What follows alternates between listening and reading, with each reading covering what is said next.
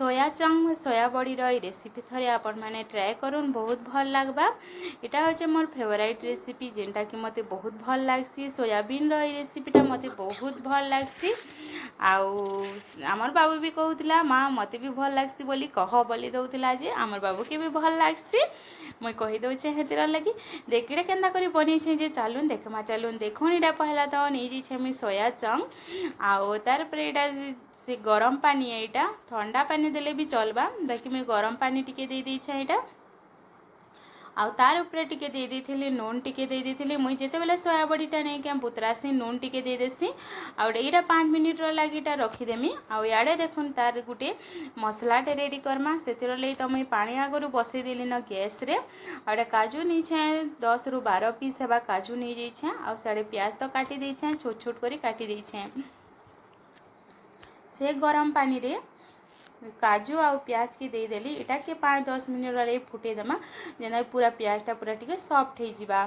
देखुन इटा तार पे मुई कहछ कि जे 5 मिनट वाले फुटे देमा बोलु छे इटा।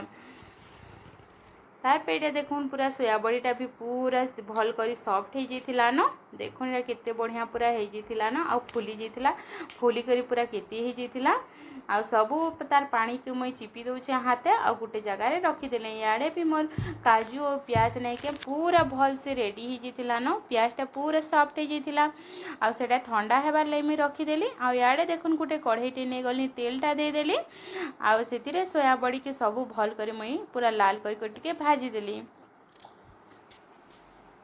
आ सोया बड़ी के जदि डायरेक्ट पकाबे बेले नहीं भाजी करी नहीं क्या भल नहीं लगे कचा कचा लागसी आउ टिके भाजी देबे बेले लाल करी टिके तार में तरकारीटा बहुत भल लागसी। सियाड़े तो सोया बड़ी भी मोर रेडी हो गला न भजाटा। याड़े तबे मसलाटा चलून रेडी कर देमा चलून। मसला लई जेन मुई नहीं थी नहीं क्या प्याज और काजूटा नहीं थी सेटा तो ग्राइंडर जार दे देली तार पर यहाँ मुई फ्रेश दही दे देली आउ भल करी सेटा के देखुन गुटे पेस्ट पूरा रेडी कर देली केते बढ़िया दिशे देखुन तो पूरा। तापे सही कढ़ई रे जेन कढ़ई रे मैं सोया बड़ी भाई थी सही कढ़ई रे तेलटा नहीं गले तेल गरम होला परे सेथिरे लहसुन छोट छोट करी काटी थी आउ कच्चा मिर्चा दे देली सेटा भल करी भाजी हो गला परे जेन पेस्टटा रेडी करथिना सेटा दे देली सेटा टिके बेर भाजी देली आउ पानी टिके दे देली मैं सेथिरे।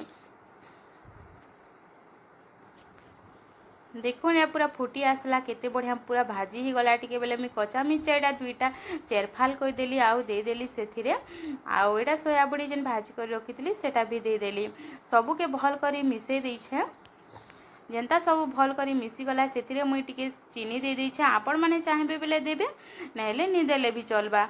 मते खटा मीठा थिले टिके बहुत भल लागसी हेतिर लाई मुई नहीं चीनी भी टिके दे देली आउ तार पेटा भाजी करी रखी जीरा और मिर्चार गुणटा दे देली मुई आउ स्वाद हिसाब से नून दे देछे देखुन आउ भल करी सबू के मिसे देछे। रेडी हो गला हमर सोया चंक्र गुटे नुआ रेसिपीटे आपण मानक केनता लागला भल लागला कि नहीं लागला ये कमेंट श्योर जणाबे। आ तार उपरे फेर टिके आउ जीरा भजा आ मिर्चा जेन भाजी करी रखी सेटा टिके दे देली आउ धनिया पत्तर टिके गार्निशिंग करी देली टिके सुंदर दिसबा बोली करी रहेली। आपण मानक केनता